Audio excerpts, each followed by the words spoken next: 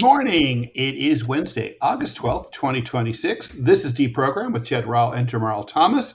We have some surprising election results to discuss and others maybe not so surprising.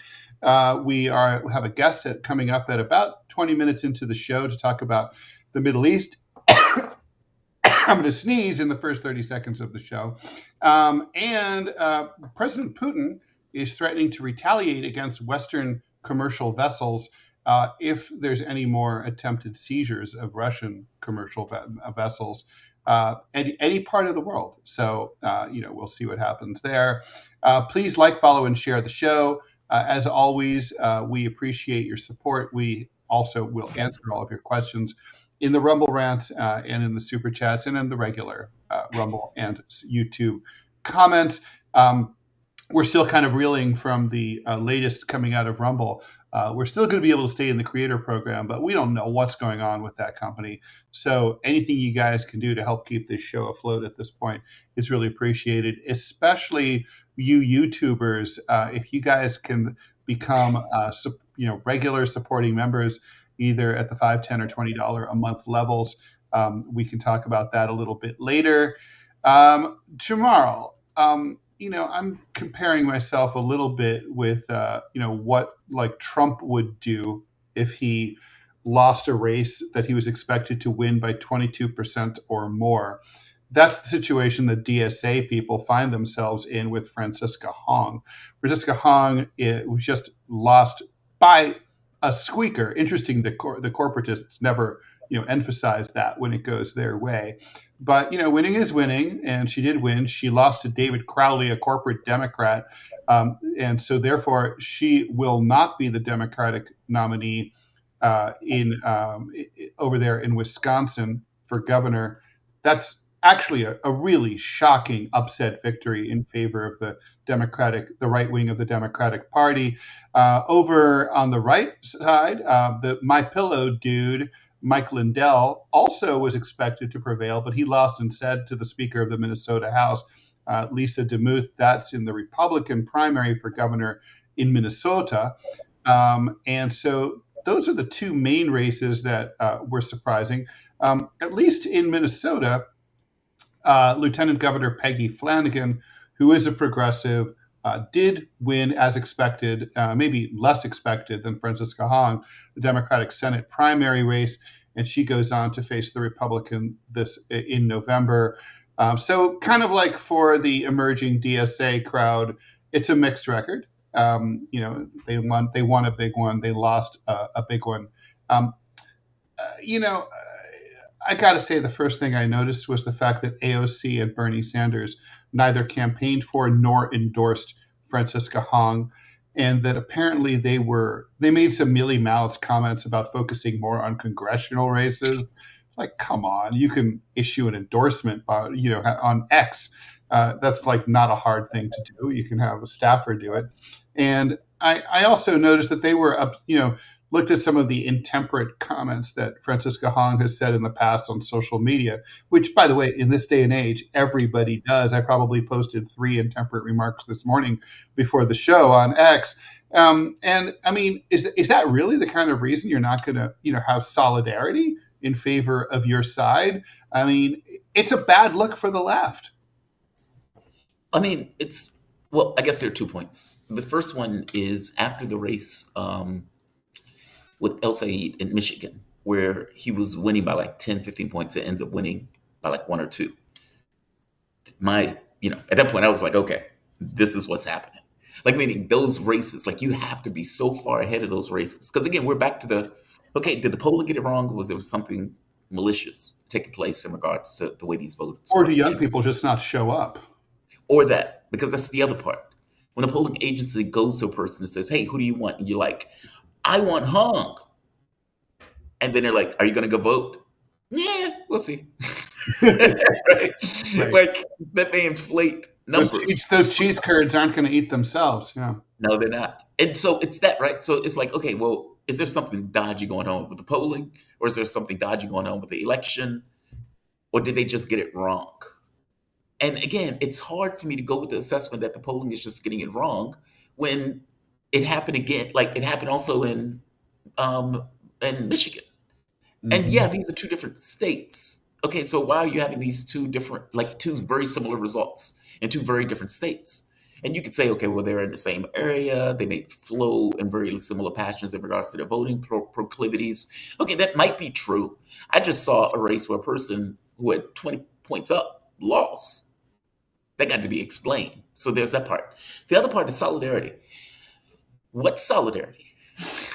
Like we're assuming that these people see themselves as being something similar. Bernie Sanders couldn't even be bothered to go after Joe Biden when he was in a race for president. Hell, he could barely go after Hillary Clinton. And so, when people make this argument about him being a sheepdog, it's stuff like this. It's like you have a candidate who's running in a particular race that supposedly is a socialist, a similar label that you carry, and yet you can't be bothered to bring yourself to say, hey, I hope that person wins. I And mean, AOC is the same. Bernie, I read some quotes this morning after these results because I was just like, what the hell happened here? From Right. Bernie. And apparently the official word within the campaign was, By the way, keep talking. within, I need to fix my light, but keep talking. I'll be right sure, back. sure. So within the official word within the let me take that picture out. So with the official word within the Bernie and AOC camps was, oh well, we're just focused on congressional campaigns. We can't be bothered to focus on gubernatorial campaigns. I mean, look, that's nonsense. This is a gubernatorial race is really, really important, especially when this is your fellow self-described member of the Democratic Socialists of America, which you guys are members of too. Privately, insiders with Team Bernie and Team AOC were saying, "Oh, this is about the issue here is that we don't think that her messaging is all that sharp. We don't really like some of the things that she's said that are not quite on point. Like apparently she said that she doesn't care for Thanksgiving and would get rid of it. Okay, I don't care for Thanksgiving and I would get rid of it too. Is that really a reason not to endorse me, even though we agree on things ideologically and politically? And I'm 22% ahead in the polls. I mean, it looks to me like AOC. I mean, Bernie's looking fickle. He's looking like Trumpy, like how Trump doesn't like to endorse people if he thinks they might lose or might be weak. And AOC is looking like a dingus these days, between her egg freezing, which conveniently left out the fact that apparently she broke up with her partner at least anywhere between 6 and 24 months ago, which at least explains things. And then she went off on this weird rant about woke 1, 2, 3, and 4. I was like, are these the stages of Trump's latest rocket? Or I don't know what's going on about and she basically insulted BLM, Black Lives Matter, and basically made it out like it was all like stupid and bullshitty. And I'm like, okay, so is AOC pivoting to the right in preparation for a presidential bid or a Senate bid? Is Bernie just losing it because he's old and he's Bidening out? What the fuck is going on? Oh, you're mute. Jamarl, you're mute. You're still mute. You remember when Sanders was running in the race? And I think it was Warren, and then you had all these other Democrats. Sanders was the one that was the Senate. And then out of the blue, Warren attacked Sanders. Like she was like, "You and your men are attacking me, and you're being sexist." You're Bernie bros. And Bernie Bros. Like and Which they Sanders. made up, basically, because it's got alliteration in it, and that's Yeah, about it. it works, right? It never Everybody. happened, but it's like, okay. So people start calling Warren a snake, if you remember, and they start Yeah. using snake emojis and stuff like that. But there's an article that was written where Bernie Sanders apparently was blindsided.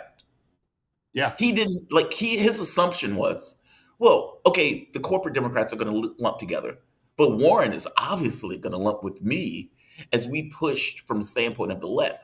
He was shocked by it. What he Yeah. didn't realize was that Warren had an affiliation with the Clinton campaign going back like 4 to 6 years before that event took place. What I'm getting at is solidarity. What solidarity? Like they are in the same way that Warren went after Sanders. It's not like they have. I don't know if they look at it as a credibility gap. I don't know if they look at like how they look at it, but they don't see themselves as the same thing. Right. Even Just though don't. they everyone else does. right? Yes. And so from their point of view, they're trying to create space. And they create space by non-endorsements and everything else. What they don't get is that they weaken the broader left by doing so.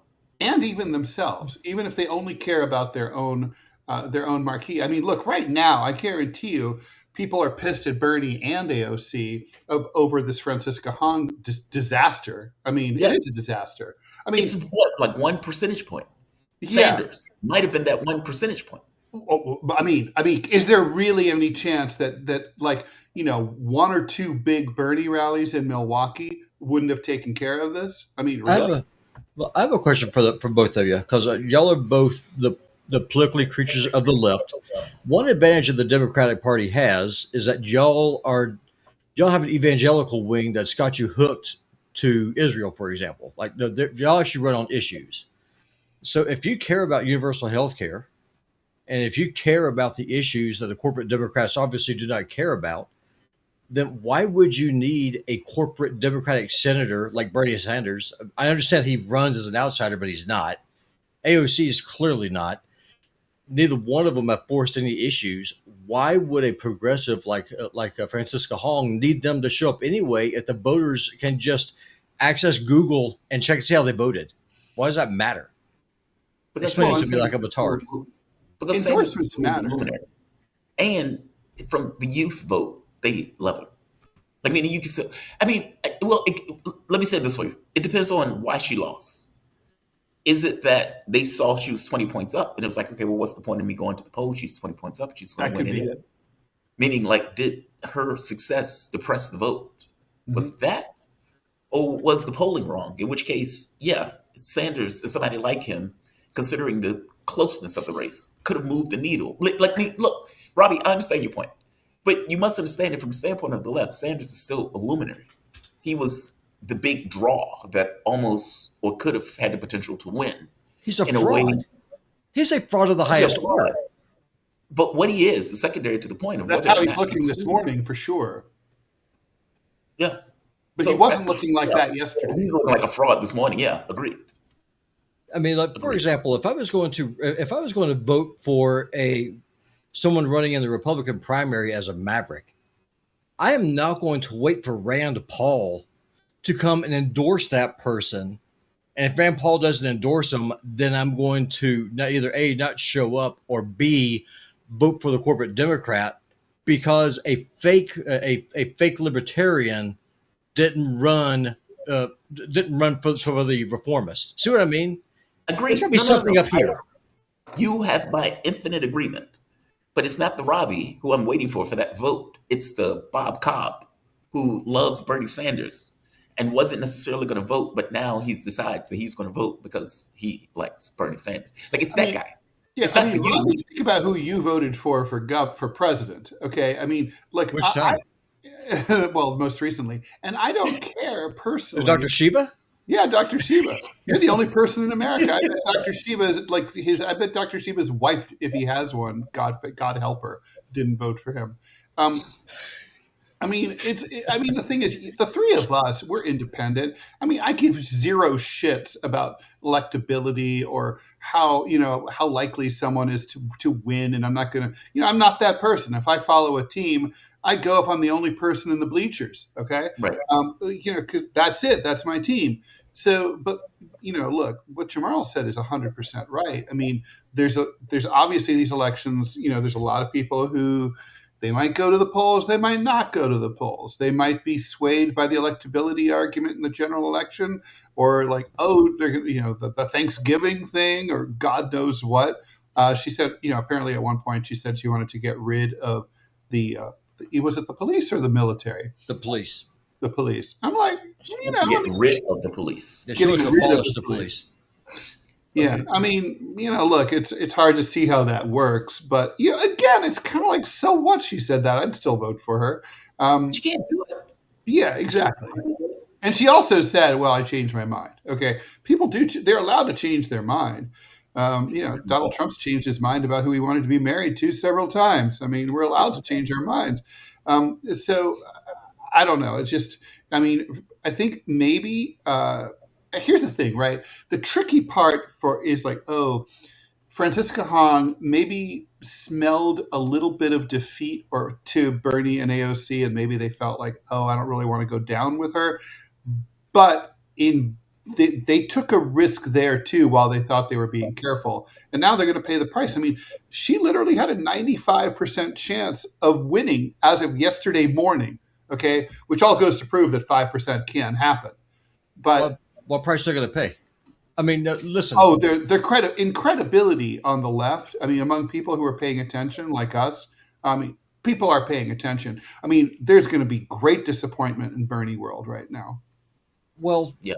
Why would there be? Because Bernie Sanders has never shown up when it mattered. When has the man ever stood up and forced an issue without falling in line with the throughout the 1980s, Robbie? Okay, that's a long time ago. Okay, that's many years ago.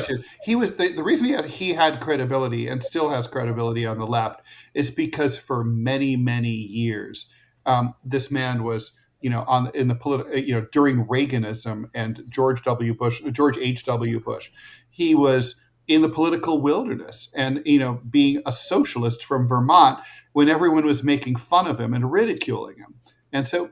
That's why. I mean, he earned the right to be credible, and he was pounding away at these three issues, Medicare for all and the $15 minimum wage and student loan forgiveness when nobody cared. And then the world caught up with him. When that happens, you win. Jimmy Swaggart, once upon a time, was able to be a preacher until he couldn't be anymore because he went rogue. It's the same thing. You cannot rest. Jimmy Swaggart damaged himself, and Sanders just did the same thing. 100%. The last few years. Yes, very much so. You can listen. You cannot pay. You cannot hang your hat on past victories. Well, why not? Solidarity matters. I mean, that's truthful. I mean, especially when you're on the left. I mean, this country. Chris, we see you in the waiting room. Please turn on your mic and your camera. Thank you. We see you. Okay, we'll bring you on in a couple of minutes while we wrap up the chat here. And thanks for coming on. Yeah, go ahead, Jamarl. No, I agree with you. I think, look, if you are pushing, in fact, we can talk about this after. We have Chris here. Yeah, we do. Okay, let's go ahead and bring in our guest. Okay, Chris, there he is. That's weird. He's not coming up. Oh, there he is. Okay. Thank you for joining us, Chris. Chris Helali is an American investigative journalist, geopolitical analyst, researcher, and elected official. He's a U.S. Army vet, former high school teacher and farmer, and he fought against ISIS with the YPG in Syria. All right, Chris. So thanks for joining us. Obviously, we have a lot to talk about in the Middle East. Iran, basically, it's now being widely viewed. Anything that appears on the front page of the New York Times, I think we can safely say is conventional wisdom or close to it. But basically, Iran clearly has the advantage in this conflict that the U.S. and Israel started against it. They, basically are using drones that cost a few $1,000s to take down $4 million U.S. missiles. The Pentagon supply of interceptors is dwindling away, basically having been used up and given away to countries like Ukraine. And now Iran clearly has the advantage over the Strait of Hormuz and has already said, we're not even talking to the United States or to Donald Trump until after the midterm elections, which is, those are not the words of a country that seems to believe it's losing. Chris, what do you make of all this? Well, I had first of all, thank you so much for having me on the program. Very happy to join you for the first time on your show. I had the opportunity in the past year to go to Iran twice now. And I was there during the period of ceasefire and also there as the U.S. started aggression again after the funeral of Imam Khamenei. And I can say the first thing to note is that Iran was prepared for this scenario since 1979. They knew that the United States would not tolerate the Islamic Revolution. And so they prepared their institutions, their government and their military and their social structures to prepare for war. So they've been under siege, basically economic warfare for the past 47 years. And their military capabilities to be able to far more cheaply and effectively confront. Conventionally, one-to-one, Iran cannot defeat the US, but asymmetrically, they can defeat the US. They've been able to utilize their geography, they've been able to utilize their technical skills, and they've been able to target vulnerable assets of the United States in the region, both military and infrastructure, to be able to bring the US to heel. So these capabilities that the Iraqi resistance and the Afghan resistance didn't have at their disposal, but the axis of resistance, Iran, Lebanon, Yemen, and Iraq now with the PMF, they have these capabilities by which to exploit the soft underbelly of the US empire. And moreover, the United States failed to understand that the Iranians were very keen on learning from the past. They studied Chairman Mao, they studied Che Guevara, they studied all of the revolutionary thinkers, and they said, we cannot centralize our military structure, but as a revolutionary armed force, we're going to decentralize everything across every province in Iran so that if the leader is killed and every general from top to bottom, the military will still function seamlessly because all of the control goes to local commanders. And this is something that they learned from the very beginning. So it's called the decentralized mosaic defense. They've been able to basically create a broad network and a vast network that doesn't function, that can function still, even if generals are killed, even if the top commanders, even if you target their Pentagon and wipe it out, the military will still function effectively. And so in that way, they were able to learn from the mistakes of the past. And while the US thought that it wouldn't function, that the military cannot function without its leadership, the opposite was true. It even functioned more effectively without many of the leaders involved directly in decision-making. And that's something that has proven very effective against the very bureaucratic and bloated US empire. Chris, the conventional wisdom among analysts of Iran is that Iran has kind of a Byzantine, overlapping, often redundant governmental structure. But what I'm hearing you say is that after 47 years of sanctions and attempted isolation and attacks from proxy wars, trade and economic sanctions, and so on, Iran, even though it's a nation state that's been in this current form for 47 years, still kind of has a lot of the characteristics of an underground resistance organizations more than sort of a hidebound nation state. Is that fair to say? Organizationally. Oh, looks like Chris, we lost Chris's feed. I really want to get his answer to that. But, Jamarl, what I'm trying to say here is that, like in a traditional resistance organization, there's Chris. All right, let's put him back up there. Okay, Chris, hopefully we have you back now. Do you hear me?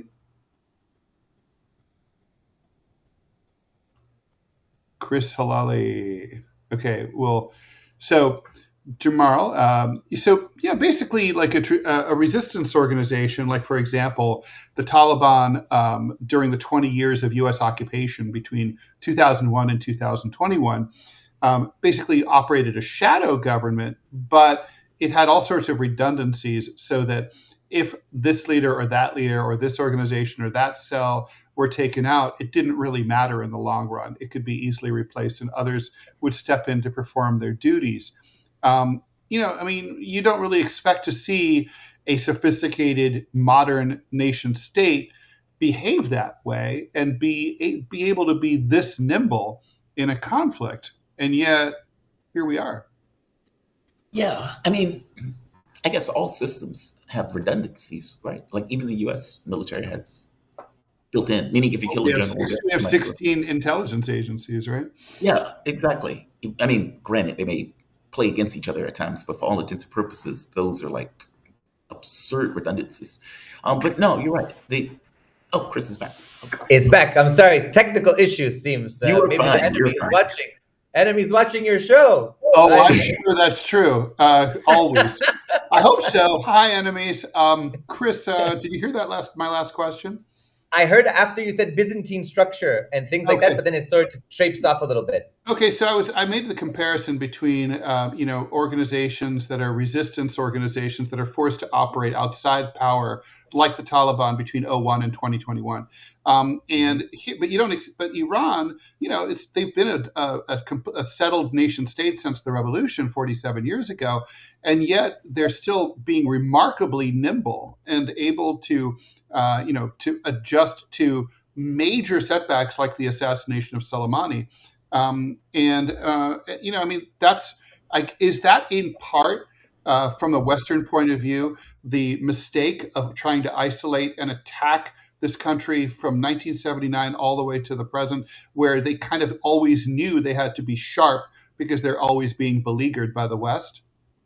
Absolutely. And because they also know that they are infiltrated. So what they do is they have a government and they have a shadow government, right? That's what a lot of commentators and viewers and onlookers say about it. It's kind of a language that can be understood in the West, but the Iranians themselves wouldn't understand it that way. They would understand that at the surface, there is a government structure, there is a military structure. Below that, there is also, and separate to that, is the revolutionary structures of the Islamic Revolution. So the Revolutionary Guard Corps, a lot of the clerics and military officials that make decisions outside of those power structures altogether. And there's this fine and delicate dance between all of the structures of government in Iran. That's not to say that they don't work together, but it is to say that there are various redundancies built into the system to provide for the survival of the revolution.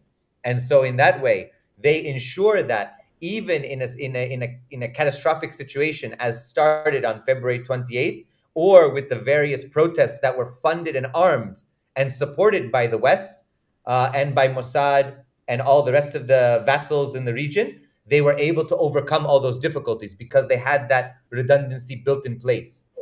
So I think that's something that people don't quite understand. They assume that it's sort of like a tin pot dictatorship, and that, if you take out the dictator, quote unquote, and you take out some of the key officials, it falls apart. But it's not that way. In fact, because Iran has a legacy of sort of a quote unquote Byzantine, or if you want to say Safavid Qajar system, it has all of these unique power relations that actually provide a tremendous source of stability for the state. And it has a deep sense of nationalism and patriotism, which cannot easily be overcome. Even if people are critical of the government, they have a very strong love of their country.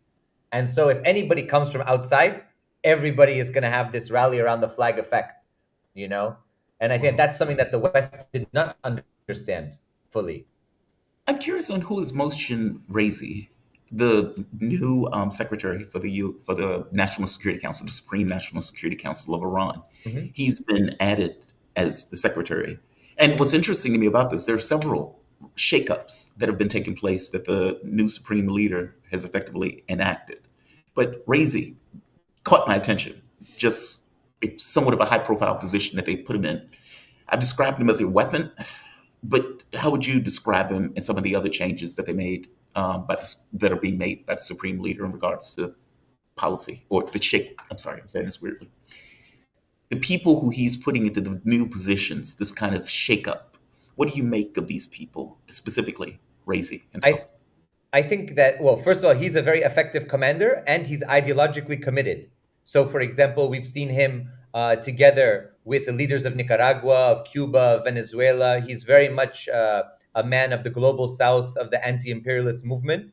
And he himself is very much a byproduct of these past decades of revolution and war. So he's very committed and he's very effective.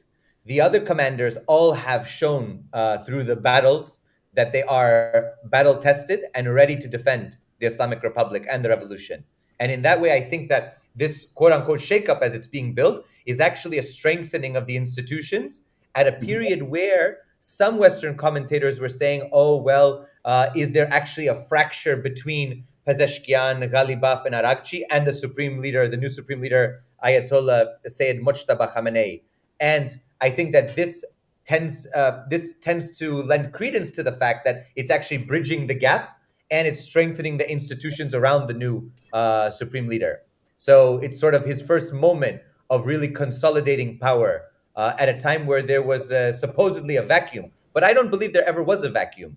There was a consolidation and sort of a centralization. And now he's sort of filling out the institutions from the center on out. And I think that that has been very good sign so far of not only his health, because there have been reports that he's not around, he's not alive, he's sort of, on the throne, but, sort of a cadaver. That's not true. We have now more and more substantial evidence. And even the Americans and Israelis are saying he is alive. He's just very, very well protected and well guarded at this point. And this is slowly his steps in bringing the power center out and really reestablishing the control that existed prior to February 28th. Chris, let me ask you about this report from the IRGC. They say that although Trump says that he's low-keying it for the time being militarily, which indicates to me that he doesn't have any other options, and he's trying to fight an economic, war. Back to the sanctions, I guess, more sanctions. Maybe that'll do the job after 47 years. But the IRGC is saying that if the country is attacked militarily again, that Iran might retaliate by going after energy transmission lines, power plants, internet-connected global infrastructure. There's already been reports that Iran may or may not have, I'm always skeptical, but gone after water systems in Minnesota and elsewhere. But they obviously have the capability. They have a sophisticated cyber warfare operation. How do you think, is that a bluff?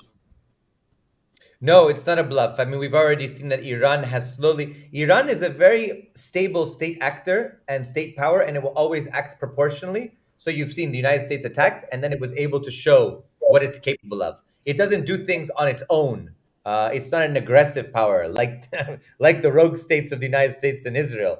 But it very much says, and it follows true on its promises. It said, look, if you attack our infrastructure, we'll attack critical infrastructure. And you've seen already Saudi Aramco, Qatar's LNG production, Bahrain, the UAE, Kuwait, all of them have been targeted and felt the full force. Even Oman, which is an ally, more or less, or at least an interlocutor of the Iranians to the West, they have also felt the brunt of hosting US bases in the region. So Iran is simply saying, look, we are okay for negotiations if you follow on your commitments. But the United States still has not followed through on commitment number 1 of the Memorandum of Understanding, which includes Lebanon.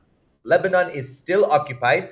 The Zionist forces are still pushing in to Lebanon. They're still aggressive. There's still daily bombardments there. So the Iran is simply saying, look, we held our side of the bargain. Where's your side of the bargain, right?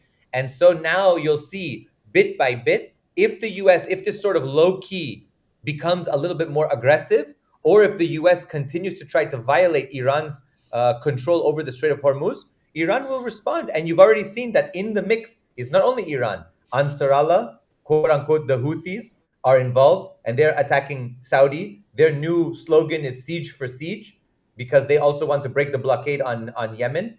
And other parts of the resistance are prepared. You saw that the Iraqis, I was in Iraq just last week, for Arba'in. You saw the Iraqi PMF was prepared to launch strikes against Saudi Arabia for its attacks on Iraqi positions that killed about a dozen or so Iraqi militants.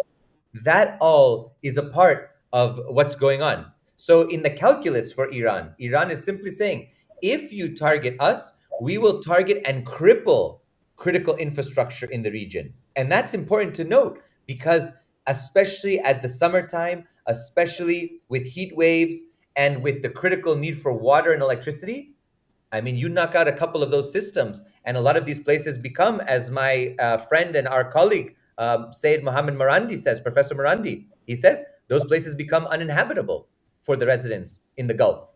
So they have to understand, and I think that's why the Gulf is so nervous about what Iran is capable of doing. Yeah, I have to be honest with you. This is why I always thought Donald Trump had limits.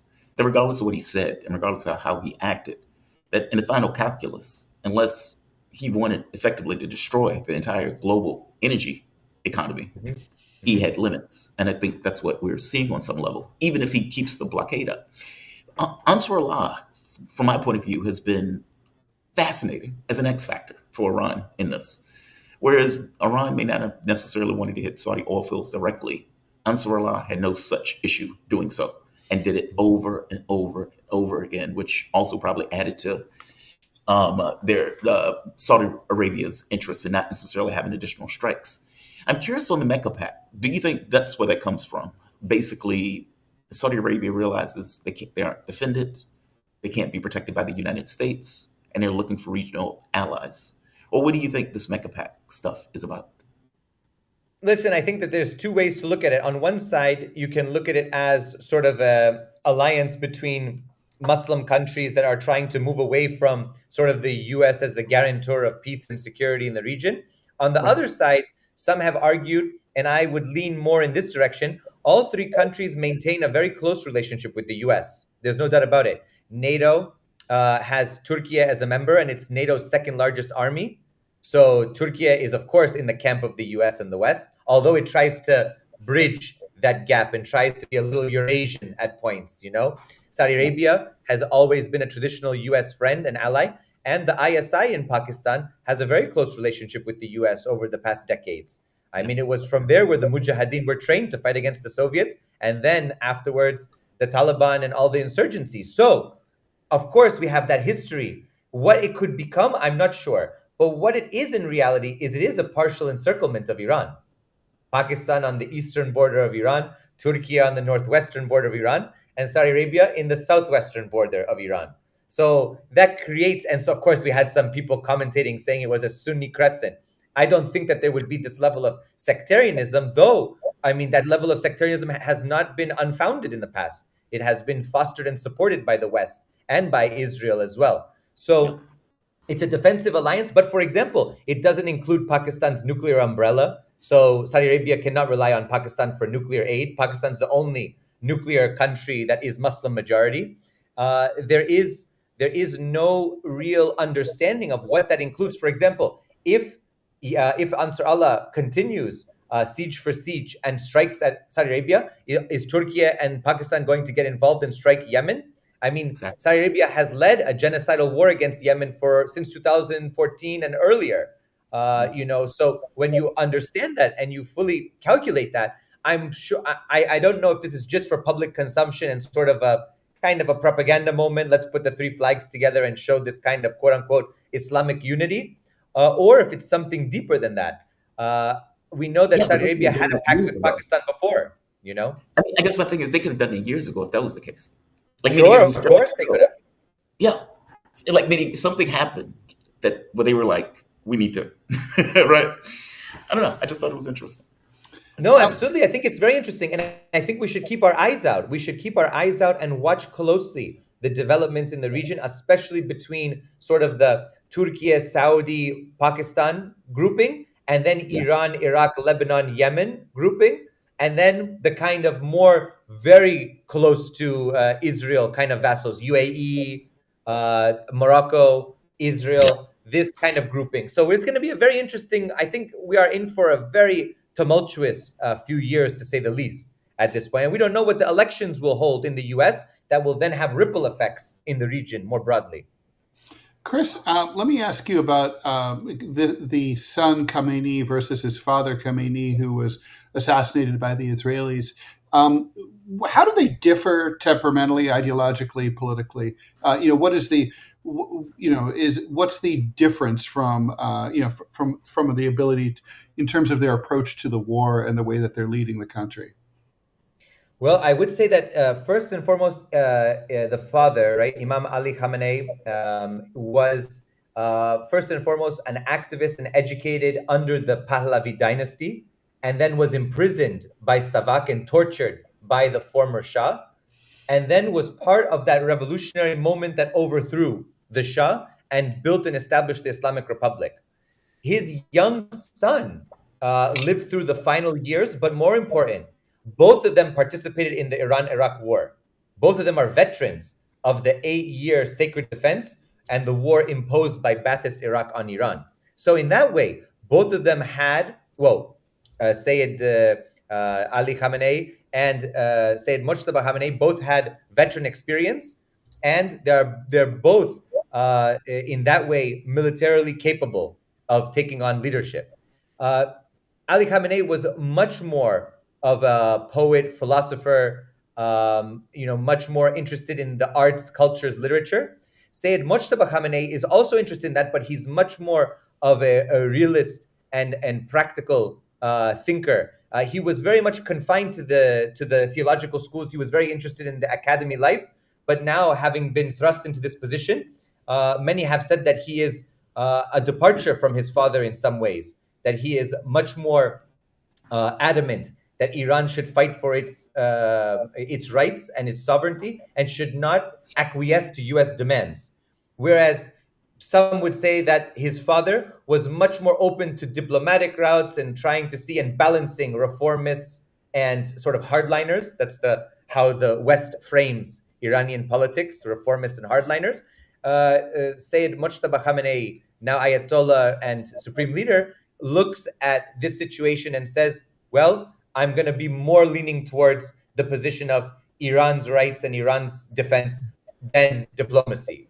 So he's been much more, and he's been seen as much more aggressive towards Iran's stand. And I think that this is part of the tension that has been noted from outside between him and President Pezeshkian, Ghalibaf, Araghchi, and those others who are much more attuned to diplomacy with the West.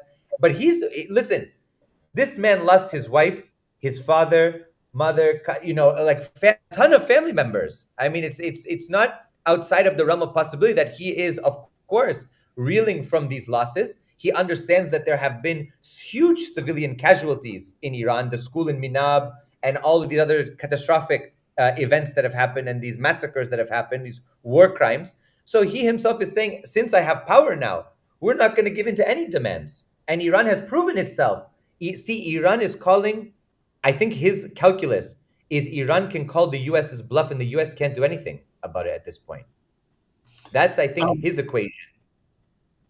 No, please finish. I'm sorry. I didn't mean to interrupt. No, I think that's what he is thinking about. He's thinking that the U.S. is in a midterm election cycle. The president is in quite the quagmire. Even his generals are saying that air power alone will not solve the problem. So he says, okay, bring it on. Let's see what we can do. Let's see what we can get out of it. Jamarl, you get the last question. Okay, Khamenei was in a 7-hour meeting with Pezeshkian. And I have to be honest with you, a lot of times, and I have to be honest, even myself included, have made allusions to Pezeshkian being effectively an Israeli agent. I don't mean that in seriousness, but just from the standpoint of the willingness to negotiate versus the principalists who were more hardline. In that 7-hour meeting, has any details been released about what that meeting was about? I haven't seen any reports. I know of the 7-hour meeting. Of course, that was what we were told by the media and also reported in the Iranian media. We were told that it was a very good, deep, frank discussion, that there were a lot of points of agreement. What that means ultimately, I think we're going to find out in the coming days as the negotiations, quote unquote, we don't actually have negotiations as we understand them. There is back channeling, but there doesn't seem to be a negotiation process that's unfolding in the much more structural sense. But it's clear that I'm sure that there were various red lines given. Probably President Pezeshkian had to give in to some of those. And that Iran basically at this point is saying, look, we signed a member. You remember, I want to emphasize, Sayyid Mojtaba Khamenei's first comment after Pezeshkian signed the document with Donald Trump's signature, the Memorandum of Understanding, was the president has taken full responsibility for this document. Remember? He said, the president has taken full responsibility. I guarantee that in this conversation, Ayatollah Khamenei, Mojtaba Khamenei said, look, you took responsibility. What is the result? What is the result? Has the U.S. unfrozen our assets? Has the U.S. allowed us to sell our oil? They allowed only for a short window of time to sell the oil. Has the U.S. withdrawn or forced Israel to withdraw from Lebanon? Has the U.S. ceased its aggression against Iran? I'm sure that they had this talk, and I'm sure that Pezeshkian had to say, clearly, we're not in a good position with the U.S. at this point. Wow, that's fascinating. Oh, that's fascinating. Chris, thanks so much for joining us. Chris Helali is an American investigative journalist, geopolitical analyst, researcher, and elected official, U.S. Army vet, former high school teacher, and farmer who fought against ISIS with the YPG in Syria. Chris, I hope you'll come back. Thank you so much for having me. I look forward to joining you again soon. As do we. Thanks so much. Take care. Thank you. Stay Bye-bye. safe. You too. Okay, so that was cool. Let's do some comments, and then we'll move on to President Putin and his latest. Okay, so Manchild says, excellent guest, y'all, and say happy 40th birthday to Frasmataz. Thanks for the $2, and happy 40th birthday to Frasmataz. Dead Meme Club, y'all should have this guy on again. He's great. Thanks for the $10. Chris is good. Yeah, we'll have him back. He's deep geopolitics, right? For sure. Deep geopolitics is fantastic. P.W. Walker, thanks for the $1. A big lumbering brute like the American empire forces everyone to behave smarter, while those to that control empire fall back into childish notions of hyperpower and myths they tell about themselves. Very true. A little harkening back to our first topic, the primary results. FUZO, Jim Clyburn marched with MLK, but he's a corrupt piece of shit now who does nothing for his constituents. Man, that's true. Yeah. Classic party boss. FUZO, another $1. The American people have no healthy skepticism and critical thinking skills. The sheep need a shepherd to tell them who to vote for. Farage, attention America, AOC or Kamala will never beat POTUS. Thanks for the $2. Dead Meme Club, thanks for the $10. With the Iran military conflict, it's starting to make sense why Trump is the last president in the Time Traveler book. Farage, thanks for the $5. Ted and Jamarl, your comments on the Democratic Party on your Monday show were superb. They need to be cut, pasted, and taught in colleges everywhere. And thanks for the $5. FUSO, thanks for the $1. The special ops guys on YouTube, I follow all, the special ops guys at YouTube I follow are all pissed at the Republicans and call them traitors for voting to merge Israel with U.S. military and intelligence. They don't care if a communist wins. Yeah. By the way, that's super interesting. The split that's taking place over the issue of Israel in the Republican Party. True. That's fascinating. Yeah. It is. I guess we should. I mean, by the way, are we surprised that Ed Lindell, Mike Lindell, the My Pillow guy, lost? No, I'm shocked that he was even in contention. He said, if you're going to go after him for making an offhand comment about Thanksgiving, Pillowman has an ocean of comments. True. He has an ocean of stuff that he has said that should exclude him from the race. Like, meaning you can't, like, the idea that she makes a comment about Thanksgiving and they're like, hey, we're holding this against her because this means something about her that makes her, completely incapable of getting to the electoral thing. Okay, then what about Trump? Lindell's the same, et cetera, et cetera. I mean, I'm not shocked. By the way, what about the Clyburn effect? I mean, it looks like, again, we have to talk about black voters as a small c conservative force. It looks like in black-dominated precincts and counties in the state of Wisconsin that Hong really got beaten up. Yeah, they're embarrassing. They're embarrassing. They're voting against their own self-interest. And Clyburn is effectively using the black community or the ignorance within the black community as a weapon against pretty much any other particular candidate. I mean, and obviously it's not them. I don't believe for a moment that they say, what did Clyburn say? Let me go and do this.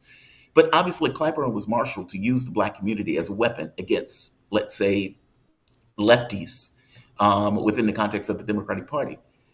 Over and over and over again. In the case of, what's his name, he was able to overcome it, El Said. Apparently Hong was not. And it's unfortunate. I don't know. I have feelings about that. It feels, there's something, not deranged. There's something sinister about it. Mm-hmm. Like you're effectively weaponizing race. And this is the thing that they complain about Republicans. Oh, they're trying to get all of these white men that are very angry and upset and not having sex with women and be pissed off at the voter booth. Okay, well, they're doing the same thing with the black voter, low key, in the Democratic Party. And oftentimes reporters don't necessarily bring that up because from their point of view, the black vote and the Democratic Party are almost synonymous things. But if you're looking within the Democratic Party, okay, you're waging this as a weapon against the left. And by the way, the same thing happened with Sanders. I don't think they use it as a weapon against Sanders. I think Sanders just dropped the ball in reaching out to that particular part of the community. But Clyburn is using it as a weapon. They're doing it intentionally in Michigan, or they did it intentionally in Michigan and failed. And they did it again here in Wisconsin and succeeded. Yeah, as far as Mike Lindell, it does not surprise me because, well, first, do either one of y'all actually know about the man's history? No. Okay, so he was a chronic drug addict. These are his words, not mine. Got sober, started his business, and literally like a bootstraps to riches thing.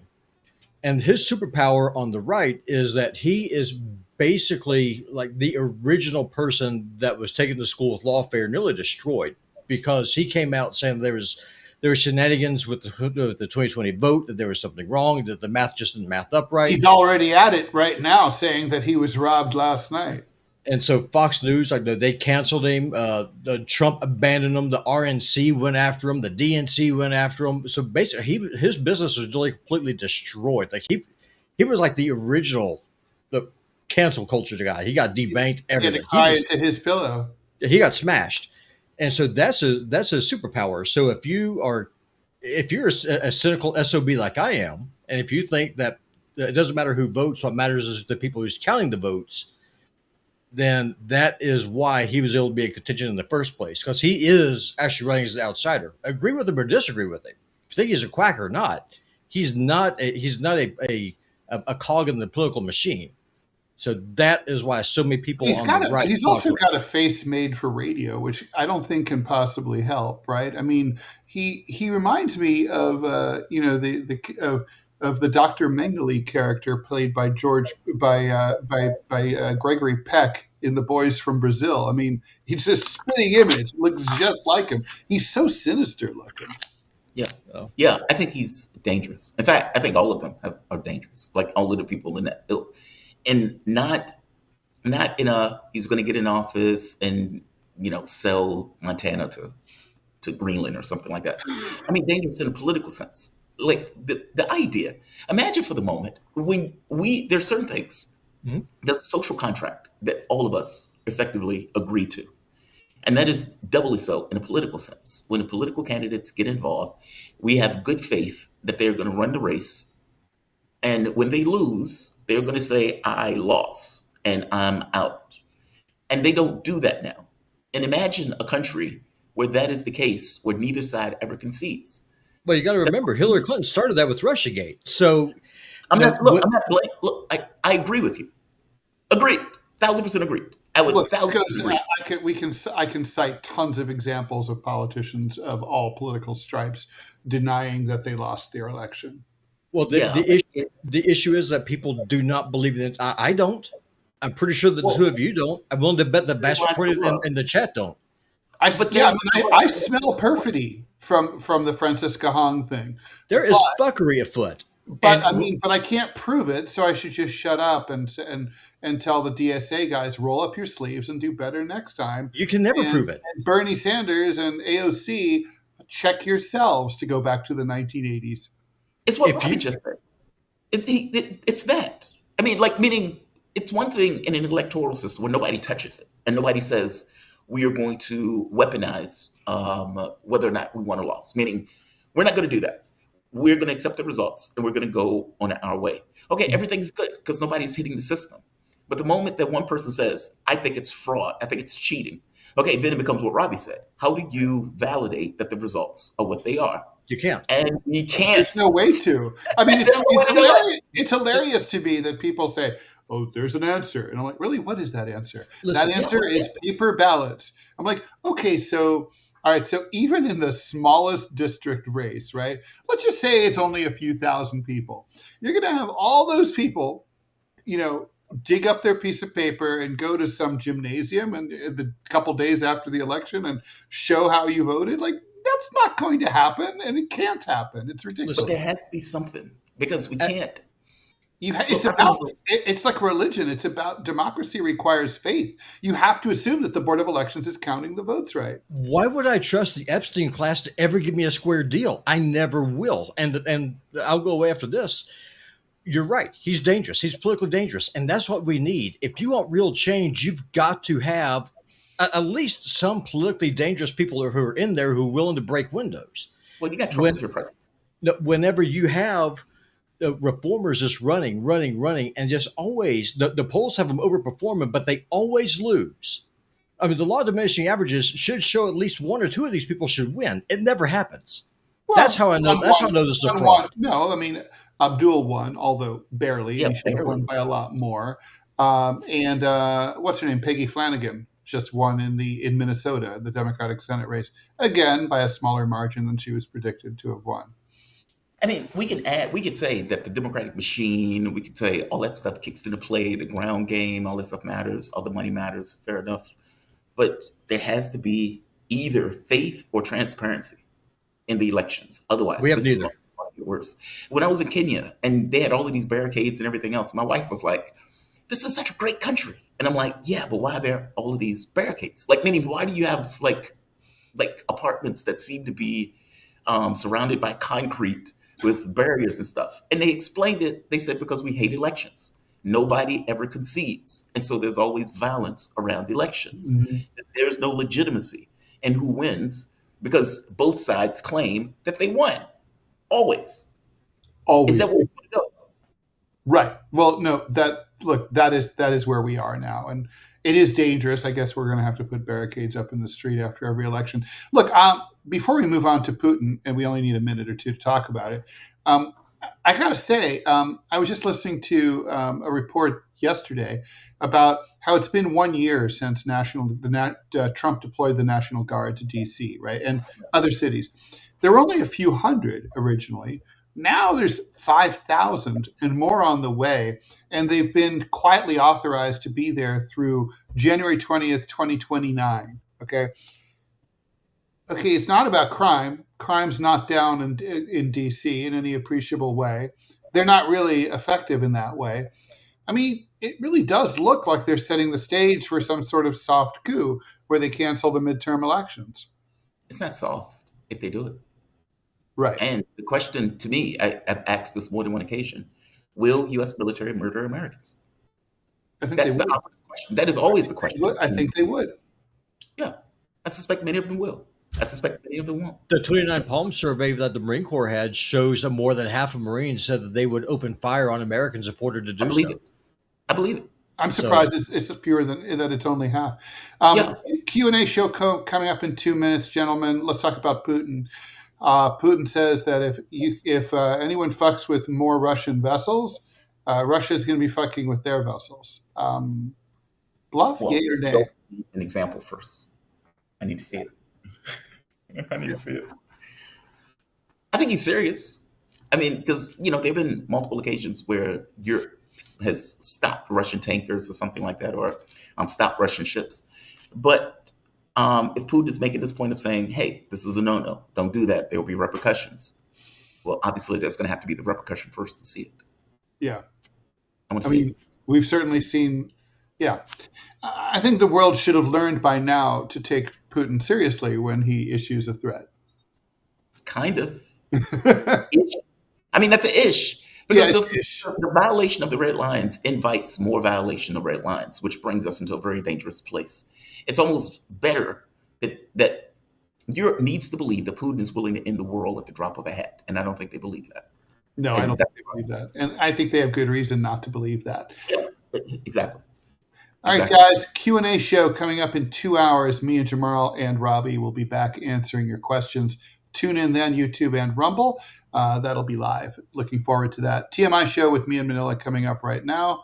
Looking forward to it. Probably be talking about AOC and her shenanigans. I know I'm going to bring it up. Anyway, thanks everyone for tuning in, and we will see you in a couple. All right, bye. Bye-bye.